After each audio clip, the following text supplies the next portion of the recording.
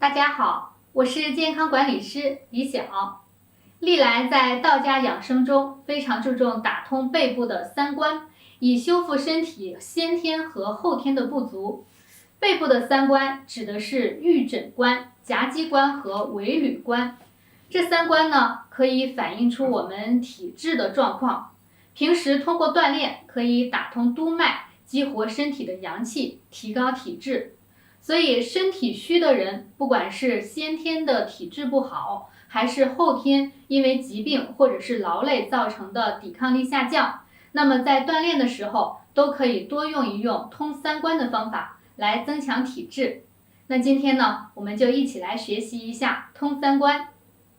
背部三关指的是玉枕关、夹击关和尾闾关。首先呢，玉枕关这里是包含了大椎和我们整个颈椎这个区域。那么大椎通，督脉基本上就通了。大椎呢，它维护着我们整个头部和脑部的气血供应。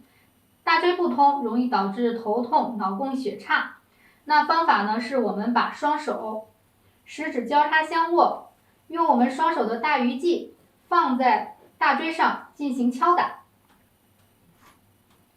可以从大椎慢慢的往上，把我们颈椎都敲打一下。如果您这个肩膀不太好的话，您也可以借助家里的其他工具，按摩锤或者是经络拍等来进行敲打。好，这是我们第一关。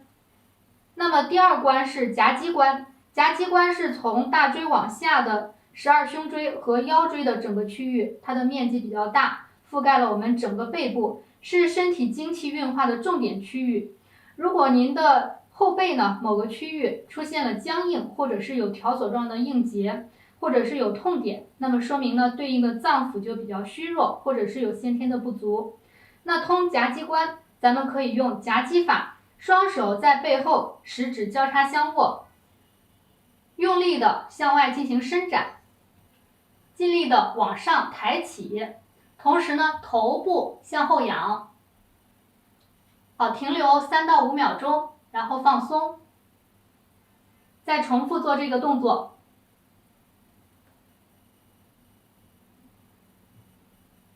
好，可以连续做30次。那在做的时候呢，我们要根据自己的情况量力而行啊。如果您做不了这个动作，也可以让家人帮您进行拍打或者是按揉疏通。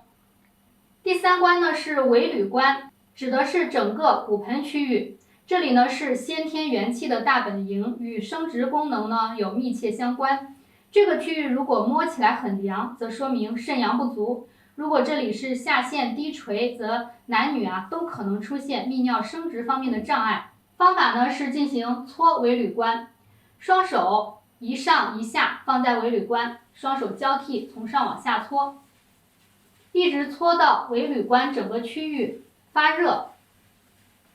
您可以左右都搓一搓，特别是感觉到尾椎、尾闾关这个区域发凉的人，要多做这个动作。我们可以连续搓3到5分钟。我们的背部由于自己平时看不到也摸不着，常常呢被忽视，但其实这三关就是我们身体脏腑的镜子，也是修复身体的关键所在。所以平时在锻炼的时候，不能忽视了自己的背部。打通这三关，全身的气血流通，循环加速，气脉通畅，可以非常好的弥补我们体质上很多的先天和后天的不足。那今天这个通三关的方法就跟大家分享到这里。我是健康管理师李晓，如果您还有什么想了解的问题呢，可以在视频的下方再留言给我。谢谢大家。